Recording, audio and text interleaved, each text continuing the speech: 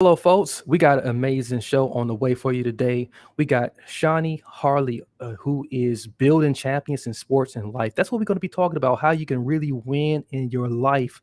She has helped people win from within and help them to confidently show up as their best self on their biggest day and on the biggest stages of their life. She's a two-time Olympian and also the former assistant coach for the Canadian women's basketball team. And you just know the Olympics just passed. So what do you know? So let's get into it. Catch you guys on the other side with Shawnee. Right here first.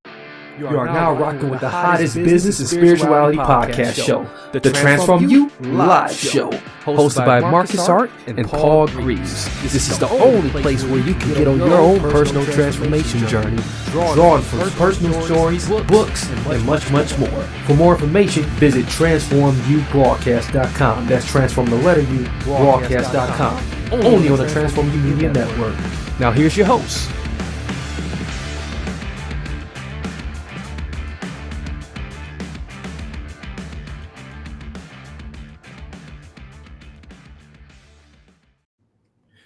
Hello, good people, good people. So we got Shawnee with us today. How's it going, Shawnee? Bam, I'm ready. Yeah. Do this.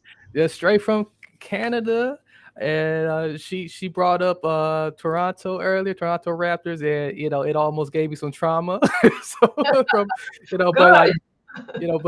I'm thinking about the win that the Milwaukee Bucks had this season. So I was like, okay, I can forgive that. I can forgive it. So it's I know.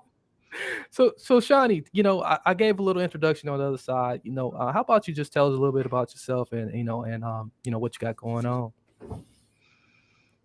Well, I'm a mental toughness coach, and that is certainly not where everything started for me. But if I just give you the short version here, I've learned by working with athletes and their parents, working with Olympians, and even paying attention to myself, there's something that sport has forgotten to teach us. And I think that sport has forgotten to teach us how to deal with crappy. And I think life has forgotten that as well. Sport's really good about teaching us what to do when everything is great. So I call that happy. But it doesn't teach us. What about when we don't get what we want? What about when we show up on the biggest day, the biggest stage of our life, and we fall flat on our face? We choke. We're fearful. We're nervous. We're underperforming. Sport doesn't teach us what to do about that, but I do. And that's why I started my mental toughness business. You know what? That's real incredible because when we think about so many people who really feel like, I'm not showing up and I am really truly losing it here, literally losing it here. And that's one aspect from just the team sports in general that I wish that it would just continue to carry over, well into our adult lives, from the time we first get introduced to sports. And I think you're doing an incredible job with making that a huge part of your message. So when did you decide to just step out and just say, hey, this is what I'm going to be doing? What was the driving force behind that? Well, COVID was one of those driving forces. COVID caused a lot of problems for us. If I, just think about the mental toughness space, COVID made our lives very difficult. Right. It required us to change. It required us to adapt. It required us to figure out what do we do when we don't get what we want. Because in COVID, we didn't get what we want. We couldn't play sports, for heaven's sakes. We couldn't travel. And it just got me thinking, how do we manage when we don't get what we want? I also had an experience at the Olympics in 2016 in Rio when our Canadian women's basketball team, I was an assistant coach there. We didn't get what we wanted.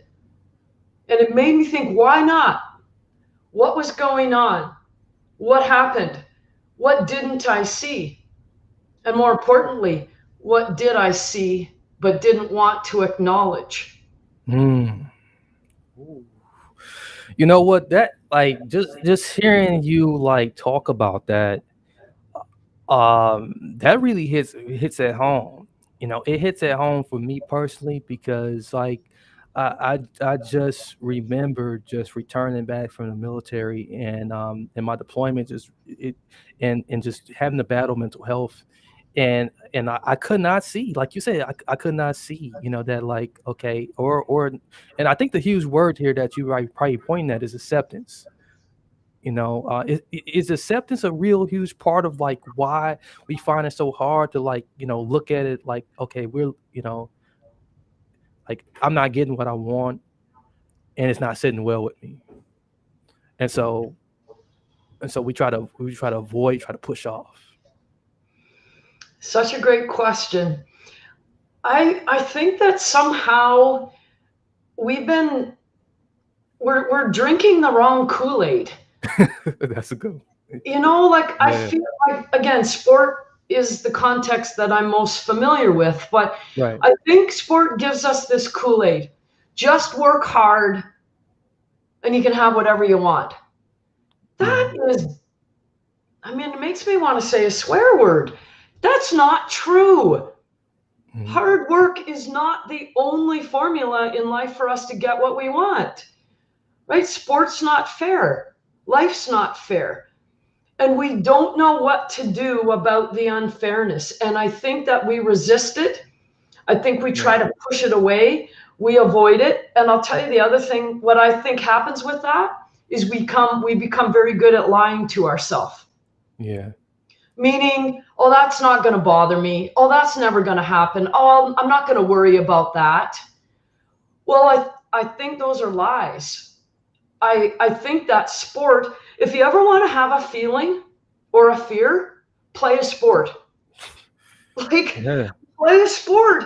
You are going to have all of these feelings: happy, sad, joyful, disappointed, nervous, anxious, gratitude, motivated, unmotivated. Like, it gives us the spectrum of these feelings. And fear is one of those things: fear of losing, fear of failure, fear of what other people think. And where I'm going with this is sport doesn't teach us what to do about those negative feelings. I feel like sport does this. It puts our feelings into two buckets. Here's the good ones, here's the bad ones. Have the Yeah. good ones, don't have the bad ones. I'm like, how's that working for everybody? Don't have the bad ones. They're right there in front of you. But don't have them? That, I don't think that provides us with a toolkit, because the bad ones are, as in my opinion, are as normal as the good ones. And what I teach is that feelings are all in one bucket. They're called feelings because we're supposed to feel them. Hello, how are we supposed to be emotionally intelligent if we don't look at all of the feelings? But sports says, no, just get out there and be confident. I think that's the wrong Kool-Aid. You know, Shawnee, you know, you really alluded to something earlier about how an athlete will be told and then they become driven to work hard and hard and hard, just sometimes to lose. And then like you said, you know, they're primed to either like look at it like, okay, there's either like this bad feeling or this these good feelings, and like, you know, the losing is in that bad bucket of feelings. Everything that you feel about losing is in that bad bucket. Everything you know about winning is in that good bucket. You know, when everything's going right. And what ends up happening, what we see a lot, you know, we see it play out all up in puppet a lot, with like, you know, athletes, you know, doing crazy things, and you wonder like, well, why did they make this decision? Why are they choosing these type of partners to be with, and you know, and or blowing money at the casino, and it was like, you know, and they're all off track, and you know, it's like, what happens? You know, do you think a lot of what you're saying, plays in part in that, like not really being able to, have a place where they can, really dive deeper into understanding those emotions and taking the time out to like, take them out of the buckets and really look at them for what they are? I do. I think that's what self-awareness and emotional intelligence is. I think it's the ability to acknowledge, understand, and manage our feelings. And it's easy when everything is going well. Hello, we don't need mental toughness when we're winning and everything is great and we're the leading scorer and social media loves me. But we know that winning is elusive. Right. Being the best is elusive. Winning back-to-back championships is elusive because winning is really damn hard. Yeah. So then what are we doing so the opposite of winning is we call it losing. I don't call it losing, I call it learning. Mm-hmm. But what are we doing with that? I think we're not doing anything with it. And I think it is leading to a lot of the mental health issues in sport because athletes are in the spotlight all the time. I mean, social media has made every single one of us accessible to public opinion. Right. And that causes I think that's causing some of these mental health issues because now we are getting to see struggles and we're getting to see meltdowns and we're getting to see failures. And when we are that person in the middle of the meltdown or the failure, whether we are in, playing mini basketball or we're playing for an NBA or a WNBA championship, we are being exposed. Mm-hmm. We don't know how to handle that, except when the exposure is, wow, look at me, I'm amazing. Then we love it. But when we're not amazing, it feels really uncomfortable and really crappy to be exposed. And I don't think sport teaches us what to do with that. Yeah. So just to switch gears just a little bit, and everything you're saying is just like, man, I'm just real like almost off the edge of my seat right now. Like this is really interesting conversation. Now, just thinking back to when you assistant coach the Canadian women's basketball team, and leading up to like you've been involved in like Olympic Games, World Championships, FIBA, and the World University Games, and and having to lead a team like that, and knowing that like there's dominant teams out there, especially like the U.S. The U.S. women's team that like has dominated the women's sport, in Olympics primarily, for a long time. How can one prep the mindset of a player, and this translates over for even someone who's working on something, like they know that the odds are against them. They know that like what they're working on, like like, man, how can I win against this? How can I get over this this huge task to just make it? How can you what do you go in the locker room and say to a group of women like that? Again, I come back to, like, I think our sport model is broken because it only rewards winning. That's it. That's all it rewards. Right. And winning is an outcome, and anything that is an outcome is out of our control. Because if it was in our control, we'd win all the time. And winning, our sport does not reward the process. It only rewards the outcome. So where I'm going with this is, I mean, if we're using the US as an example, and they haven't lost in forever. Yeah. They're the best team. The US women's Olympic team is the best team in the world, period. So if we're going into that game, and the only way of measuring our success is what the scoreboard says, we're going to have a sad life for a long time, because we're never going to win on the scoreboard. Right. What I think matters is there's two things. So when we're the competitors against the US, are we playing to win or are we playing not to lose? Those are very different mindsets. Yeah. Because when you're playing to win, you might not win, but you're engaged in the process. Mm. When you're playing not to lose, you're afraid of what the scoreboard is going to say. Yeah.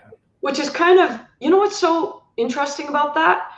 We're afraid of something that we have no control over. Like, isn't that, I find that fascinating. That is. I can't control the scoreboard, and yet it's the biggest thing I strive for, and it's the biggest thing that I'm afraid of. No wonder we have mental health issues in sport. What I believe is healthy is how in this game, this competition, this whatever is in front of the athlete, what I believe matters is how do we show up as our best self? And sometimes our best self is not good enough to win because someone else has a better best self than I do. Where's the shame in that? Sometimes we're going to show up as our best self and we're not going to get what we wanted. But we came in there, we played all in. We played all out, all in. We took risks. And we still lost. I think that's different than playing not to lose. Because when we play not to lose, we choke. Yeah. And intuitively, we know in our heart that we let ourselves down, not because of the scoreboard, because we hid. We played from a place of fear rather than a place of courage.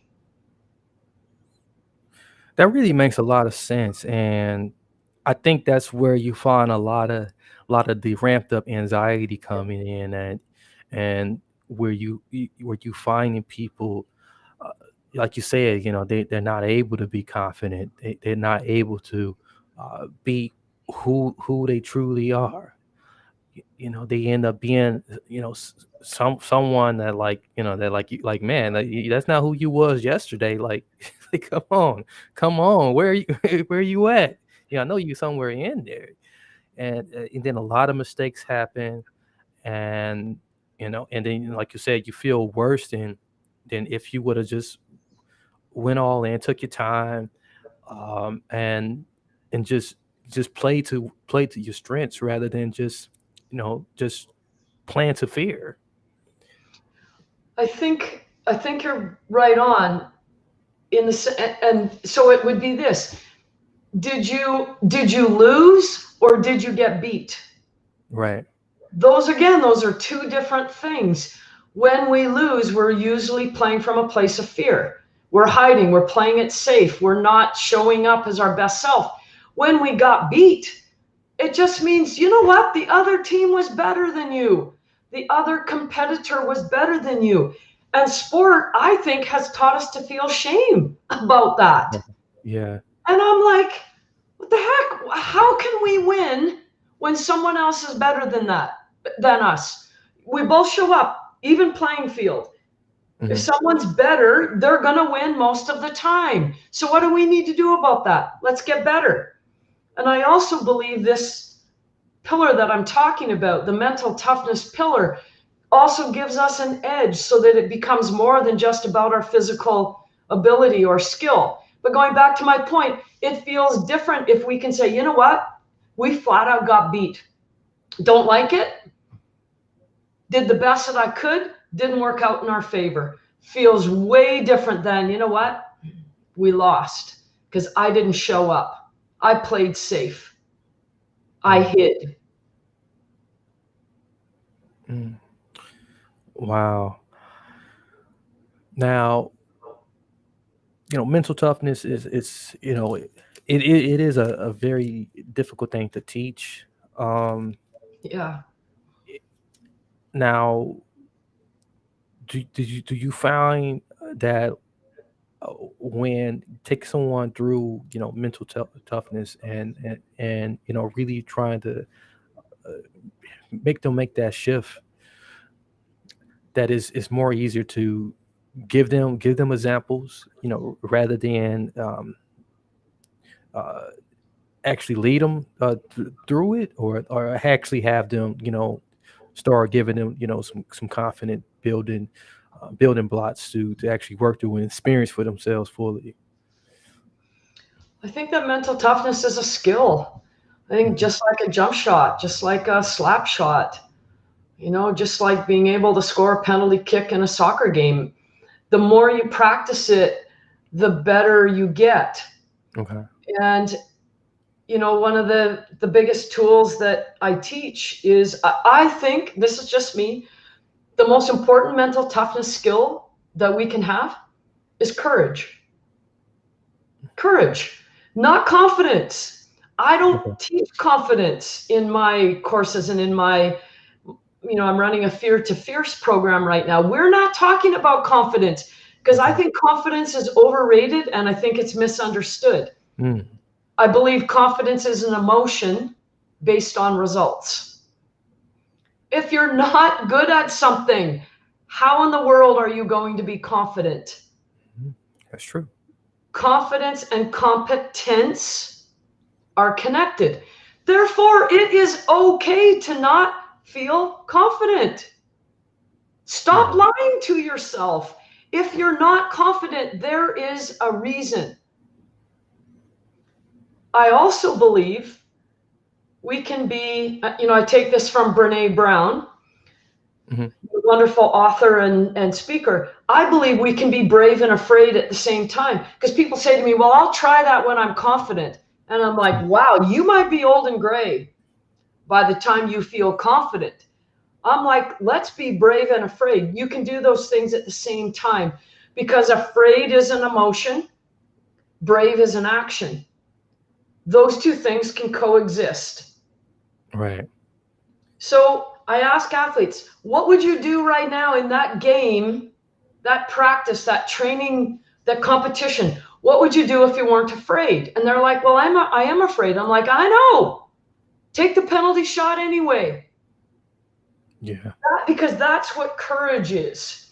There's a wonderful saying that says, the quote is, without fear, there can be no courage. And I think sport brings us fear all the time, but I think we're not allowed to talk about it. It's like the F word. Not allowed to talk about fear. Yeah. That's the F word. I'm like, we're talking about it. We're putting it on the table. We're going to do a deep dive. Every athlete that I work with, the ones that shift the most quickly are the ones that are willing. I help them through them, give them the tools. The ones that move most quickly from fear to fierce. That's why I call my course this intentionally. The ones that move most quickly are the ones that look fear right in the eye. They stare right at it and they go, this is my most deeply seated fear. I'm afraid of losing because it's going to make me feel like X. I'm afraid about what people are going to say. I'm afraid about what I'm going to think about myself. I'm afraid of disappointment. And we dive deep into that fear, because what you resist persists. Yeah. When we stop resisting the fear, it lightens. It doesn't feel as intimidating. It becomes manageable. So I tell people, stop lying to yourself. Start facing your fear. Because that's where the freedom is. Because that's when you start telling yourself the truth, and the truth will set you free. Now you can shift from fear to fierce. I really like that. I think that's a very good formula, and it's a lot less pressure feel too. And speaking of just fear, in general, while we talking about it, there was a lot of mixed conversation surrounding, and we just touched on this very lightly, around Simone Biles and even Naomi Osaka, just about their decisions to step away from their sports, just briefly, and even with Simone Biles, she was able to return back, but she only, and then, well, she won bronze instead of gold. So what is your whole opinion about those situations? I'm always cautious when I provide an opinion on something that I don't have all of the details, but I will give you my general feeling. And again, until we've walked a mile in their shoes, we can't truly know what it's like being them. But I'm going to tell you what I did like. I kind of liked it that both Simone and Naomi, they both kind of gave public opinion the middle finger. Mm-hmm. And they're like, I am no longer going to sacrifice what I think for what you think. Do you know how much courage it took for Simone Biles to step away on the biggest stage, millions and millions of people watching, expecting her for her to say, not happening, people, and I don't care what you think about it, because what I think matters the most. Right. I can't even imagine the conversations that were going on behind the scenes and the courage that it took to speak her truth, even though she knew she was going to take heat. Yeah. Even though she knew she was going to, some people would support her and a whole bunch of people wouldn't. I think, again, I'm coming back to this place of authenticity. I think she faced the fear. What are the repercussions going to be if I do this? Right. And then she said, what's going on with me matters more than public opinion. I think that's tremendously courageous. I don't know all the other details, but I do know that decision was not taken lightly. And I do believe that it is the pressure that these high profile athletes have, is this seeking the approval. Is everyone liking me right now? Am I doing the right things? Am I wearing the right thing? Do I look the right way? Is my hair okay? Is my outfit right? Am I saying the right thing? We spend so much time. Sport teaches us that. We want to be approved of. Totally normal. But I think it can become unhealthy. And I think Simone Biles and Naomi Osaka said, today, I'm going to take care of me. Mm. Well, that's really powerful, and I think how I really love how you really tackle that and really put that into perspective. So and those who are watching and listening, thank you for joining us. We're going to take a quick break, real quickly. We talk with Shawnee Harlee. She is doing some incredible things to help athletes, parents, and coaches to excel in sport and life with her mental toughness coaching. You can visit her website at ShawneeHarlee.com. That's HARLE. And Shawnee is SHAWNEE, Harley.com. So be right back with you and continue to join in on the conversation. Drop comments. Comments are appreciated. Hello, good people. And back for another break. When I tell you that I was ecstatic when I found out that my Milwaukee Bucks won the NBA championship, I did go buck wild. And this is exactly what Buck Wild Designs are doing. They are helping everyone go buck wild. They started by supporting the Milwaukee Bucks on their playoff run all the way to the NBA championship, but they have something brewing in the tank right now. They're going to be helping you go buck wild for your favorite team. So whether you are a hockey fan, baseball fan, football fan, you want to cheer on even the Bears, Buck Wild Designs will hook you up. They haven't rolled it out yet, but their website is in the making. So buckwildtshirts.com is where you can visit, get on their mailing list. You do not want to be last in line because once they roll out, it will be hard. So make sure you check it out right now. buckwildtshirts.com. Let them know that Transform You Live show sent you right over. Your favorite boy, Marcus Hart. Hello, my people, my people, my people. Just want to take a quick break to tell you about our wonderful sponsor, North Bay Freight. I know you might be getting tired of just sitting around the house and you may not be going anywhere whatsoever, but I want to tell you about a wonderful opportunity, an opportunity of a lifetime. Make up to $100,000 traveling from East Coast to the West Coast. Man, when I say that, like, I get tired of seeing the same old, yes, I do. Sometimes I want to just go on the road myself, but they are hiring. You can get your CDLs right now. Just simply hit them up on Facebook or on Instagram at North Bay Freight.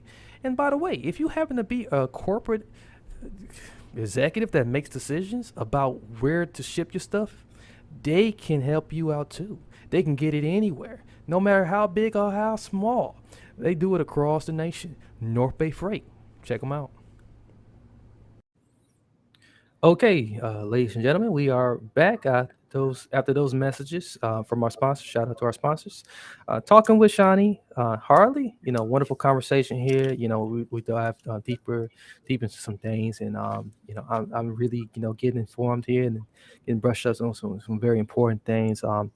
Shawnee, not only do you help people realize that winning matters not only in sport, but well, we learned today that win it's not just about winning. It's how you really dissect winning and not look at it like, okay, I gotta win the prize, for say, but you also are helping people in business too. Can you tell us about like how you doing that? Well, I think it's what I love about sport. I really believe that it's just a context for life. If we have emotional intelligence and self-awareness, I think that is the foundation to win in our life, win in our relationships, win in our jobs, win in our families, win in sport. What I help businesses do is I help leaders and managers increase self-awareness, increase our emotional intelligence. And so for me, what that means is, and it's the same in sport, like Right. if I think about what I'm doing in sport, I just change the words to what I'm doing in business. And I think it's very healthy as leaders, as managers, as people, as athletes, as parents, for us to turn the mirror in and say, what's going on with me? Mhm. I don't think we're very good at that. I think we're really good at turning the mirror out and going, Yeah. what's going on with them? If Right. only they would smarten up, I'd be a lot happier, or things would be a lot easier. And in the corporate and the business world, I have a 3-step program that I teach. And to be a great leader, a great manager, I think step number 1 is lead yourself. Mm. Many leaders do the opposite. They're leading everyone else, directing, bossing, telling, critiquing. And that's the mirror out. Athletes do the same thing. It's obviously my coach's problem. If they would only pass the ball to me more. How come the field is so wet and slippery? We all do the same thing. Parents do the same thing. This isn't fair. How come the coach isn't giving my athlete more play? So we look out. Yes. I think the answers lie within. But it takes courage. We've been using this word courage a lot. Right. It takes courage to turn the mirror in, because what if you don't like what you see? And you're probably not going to like it. Oh, well, let's deal with that. Let's figure out how to turn the mirror in. And in my business work, my corporate work, I ask leaders, managers, employees, What does your best self look like, sound like, and feel like? They don't answer that question very well off the top. Because I don't think they've thought about it, but they sure can tell me what they want everyone else to look like, Yeah. sound like, and feel like. So Right. I believe that, we're trying to create and build and grow leaders, but we must first learn to lead ourselves. And we do that by turning the mirror in. That is the exact same thing that I teach in my mental toughness coaching, to go from fear to fierce, to go and transform from a manager to a leader. Mm-hmm. We have to look in, and we have to know what to do with the reflection that we see, and we have to be willing to look at the reflection, even if it isn't what we hoped it would be. Because now we get to do something about that. Yeah. The truth will set us free. Well, what's real interesting is really familiar, because I just heard something the other day. I was watching something, and it talked about like how when we are born into this world and we are babies, it is all about us, and people taking care of us, and then we ultimately become selfish, like throughout our childhood, and then when we become adults, it's like then we start doing a lot of pointing fingers, especially when we get into these positions and in these roles. Like it does become like it's everybody's fault, and then we forget how important it is to do that inner reflection, that inner work, and just mature and grow up, and really mature and grow up and say, okay, like maybe it's not about me, but it is about me. Like far as like what do I have to work on, what do I have to do to like take control of me to contribute and better lead and take and be the example. And that really sounds like what you tapped into, and you can correct me if I'm wrong, also, Shawnee, but I think a lot of people are suffering from this me attitude where they become victims, and they just point a lot outside of themselves, instead of, like you said, looking in that mirror and say, okay, where's the speck at in my eye? Well, I can't remember who said this. I might have said it earlier too, but life's not fair. Get used to it. Yeah, you said And it. you know what? Like that, in a way, that's so freeing for me. Right. Like when I hear that, I'm like, I like that. Because what that says to me is, okay, Shawnee, get your freaking big girl pants on Mhm. and start driving the bus in your life instead of being a passenger and letting someone else drive it, hope it's going to end up at the right place. If it doesn't end up at the right place, we whine and complain and we blame and we shame and we guilt. It's like, sport has this wonderful saying, and it says, if it is to be, it's up to me. Yeah. And I think there's some truth in that. When I do this mental toughness work, whether it's in business or whether it's in sport or whether it's in life, when people kind of go like, you know what, I'm looking in the mirror, don't really like what I see. I'm going to put on my pants and I'm going to take action. I just think that is transformative, because when we are not driving the bus, we're not taking action. Hmm. We are waiting, hoping, wishing, complaining, blame, all of these things. And we feel like life is going on around us and we don't have say.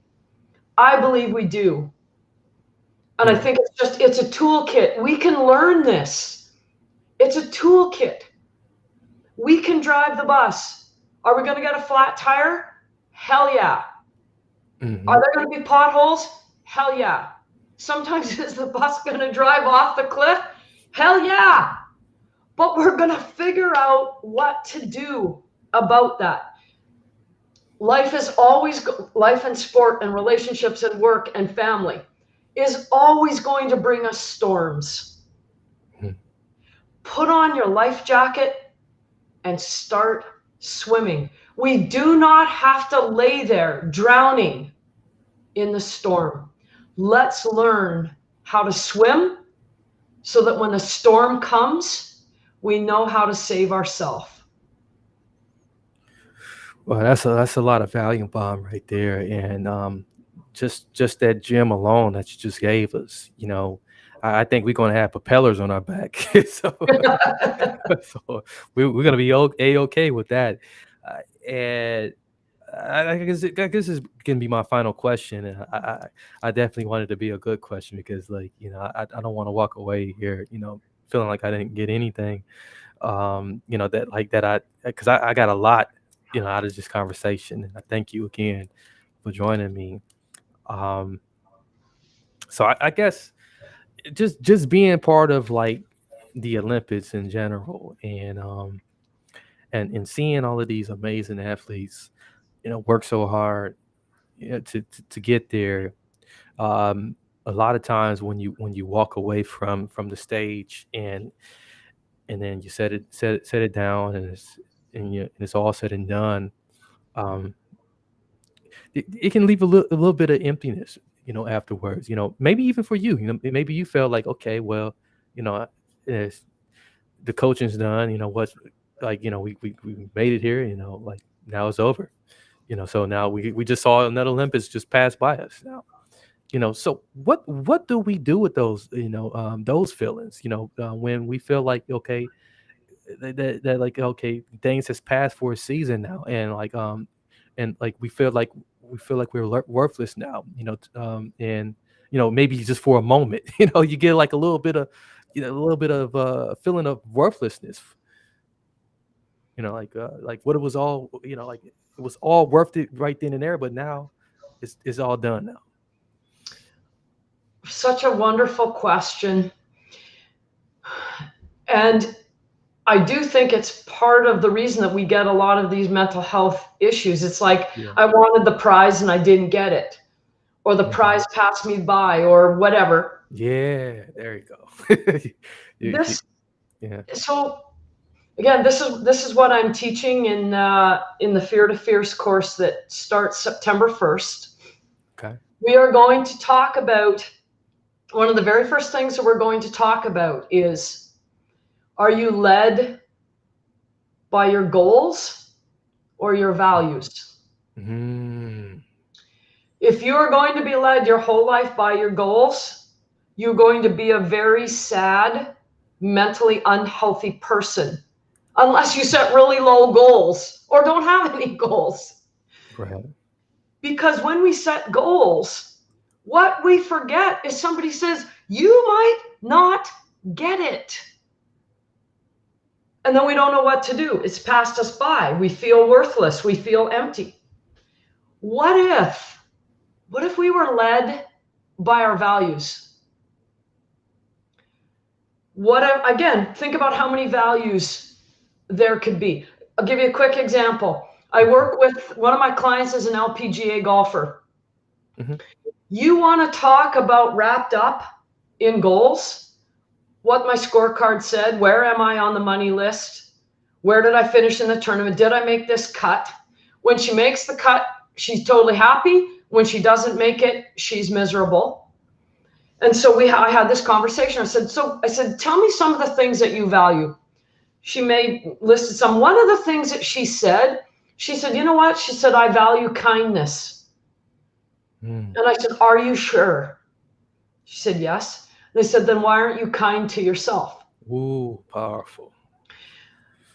Again, if all of us in our life, as whether we're at work, whether we're at home, whether we're at play, whether we're at sport, have we ever even thought about what we value? Like, I know I value hard work. I value the pursuit of excellence. I value kindness. I value courage. And so when I get clear on those and I pay attention to those and I'm led by my values, Mm-hmm. it's easier for me to accept the outcome because, number one, I know it's out of my control. And I know that when I'm led by my values, that is when my character gets revealed. I want to be proud of my character. If that gets me a medal, yeah. If it doesn't get me a medal, I'm going to cry. I'm going to be sad. But I still will always have my values and my character. Like what gets us ahead in life? Medals? The days are coming to an end. Yeah. When we win medals. But who we become in the process.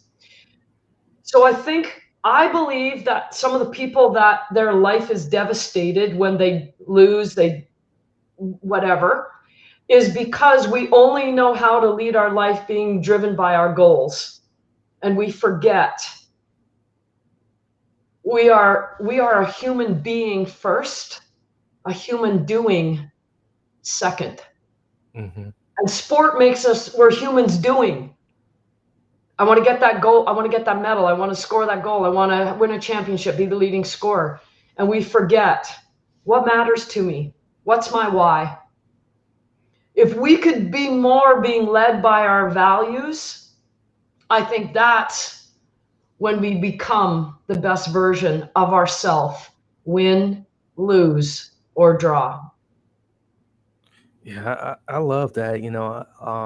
It makes me think about people like Charles Barkley. Who's a great example of someone who made it, came so close to winning an NBA championship, but never got it. But it didn't stop him from transforming into the next part of his life, and doing something incredible now, and who sticks by what he means, and so it's I mean, in his own way, but it's great. But just hearing what you're saying, being value driven rather than letting the goals rule you and take you away from you know uh, practicing really practicing those values in your lives, and something as little as kindness. Like, have you been kind to yourself? If you believe in spirituality, are you being spiritual for you, and not just for the sake of it. So uh, it's real good that you bring that up, and I'm really thankful for that. It's a lot of confirmation for a lot of things that I had in my mind. So so thank you. Um, so that's what this show is all about. so, so do us the honor. Yeah. I love it that we didn't just talk about the weather. Yeah. Weather's gonna change. Weather's change from day to day, and it's not always the greatest. so, but Shawnee, do us a favor. Tell us where we can, find you at, and if we want to get in contact with you. And I know I've been flashing your website on the screen, but those who are listening, they need to hear it again. That'll be helpful too. Sure. The best place to get me is on my website, which is ShawneeHarlee.com. Yeah, you got it right there. ShawneeHarlee.com. And if you're interested in joining my Fear to Fierce program, it launches September 1. So you still got time. All the details are on my website. My contact information is also on my website. So jump in there and give me a poke, and I will reply. She will reply. So, yeah, definitely. She's good about replying. And I really appreciate her so much for taking the time out and joining me today. It's always good to have someone who's put in the work and, is well experienced and, conversation like this. So thank you again. And ladies and gentlemen out there, you got the plug. Make sure you plug in. And if you're watching this, take the time out. Maybe rewind this a couple of times, and and make sure you capture everything that was said here today. And share it with someone someone you don't know, as it will add an extra delight to their day. Very, very important. Get inspired by it, and be prepared to be transformed by it. And then, and then after that, if you have any questions or just some comments, some positive feedback, or some things you're perplexed about, drop those comments, and I'll get them over to Shawnee. You can leave reviews, and we'll take those reviews in consideration and send them over to Shawnee as well. As always, you can always subscribe to the show, catch more of our episodes and upcoming episodes, and all much more. And maybe in the future, if Shawnee's got anything coming on, we'll bring her back on. Till next time, I'm Marcus Hart with Shawnee Harlee. Many blessings, peace, and lots of love. Catch you on the next one.